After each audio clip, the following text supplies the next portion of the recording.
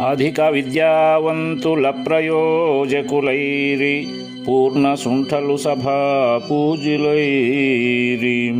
సత్యవంతుల మాట జన విరోధం బాయే వదరు బోతుల మాట వాసికెక్కే ధర్మవాసన పరుల్ దారిద్ర్యముందిరి